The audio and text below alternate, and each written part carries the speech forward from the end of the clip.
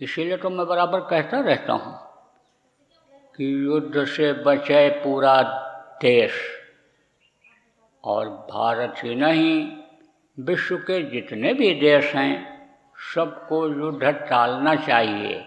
युद्ध से, लड़ाई से, जंग से बचना चाहिए।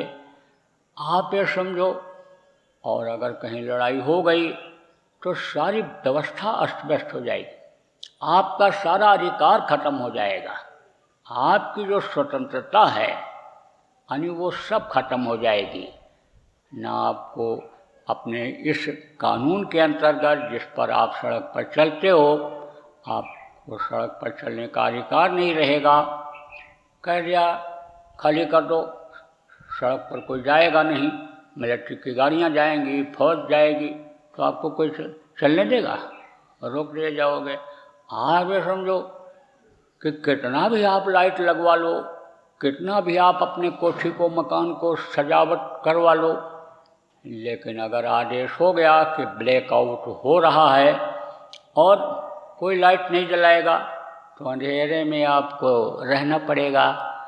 आप ये समझो कि बिजली अगर काट दी गई या बिजली कहीं फेल हो गई, यानी समझो लाइन टूट गई, तो पानी पी नहीं पाओगे। कोई और तालाब तो अब रहे नहीं, अब तो कुओं को लोगों ने बंद कर दिया, तालाबों को बंद कर दिया। आप समझो कोई ध्यान नहीं है तो पानी कहाँ मिलेगा? पानी कैसे पियोगे?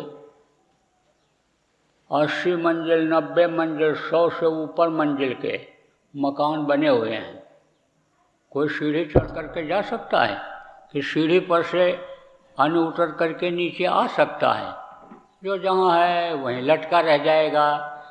जैसे आप ये समझो कि रास्ते में जा रहे हो और ऐसे तार हैं बिजली के, तो उनमें देखते होगे पक्षी फंस जाते हैं, तो ऐसे लटके रहते हैं, ऐसे आदमी लटक जाएगा। कितना दिन तक जिंदा रह सकता है बगैर पानी के, बगैर अन्न के? कितना दिन जिंदा रह सकता है? शरीर तो कमज़ोर होगा ही, उतरते उतरते सीढ़ी पर ही गिर जाएगा, वहीं ख़त्म हो जाएगा।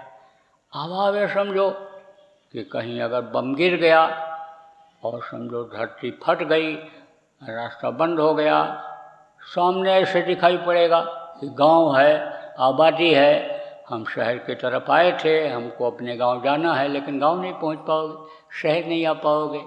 तो अब आप ये समझो कि जितनी भी चीज़ें हैं, रुपया पैसा जिसको आप कहते हो, आप ये समझो कि ये मेरा है, आप दूसरे को धोखा दे देते हो, बेईमानी कर लेते हो, आप ठगी कर देते हो। यानी समझो कि पैसा कमाने के लिए आप अपनी ईमान को ख़त्म कर देते हो, बेच देते हो। यानी समझो पाप कर डालते हो इस शरीर का, शरीर से पाप कर डालते हो। पैसा रुपया भी बैंक का जब इमरजेंसी लगती है तो मिलने की गारंटी नहीं रहती है।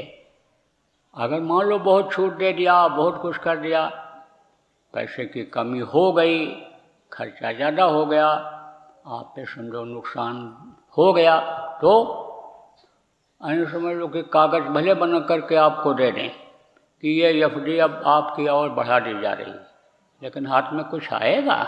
कुछ नहीं आएगा।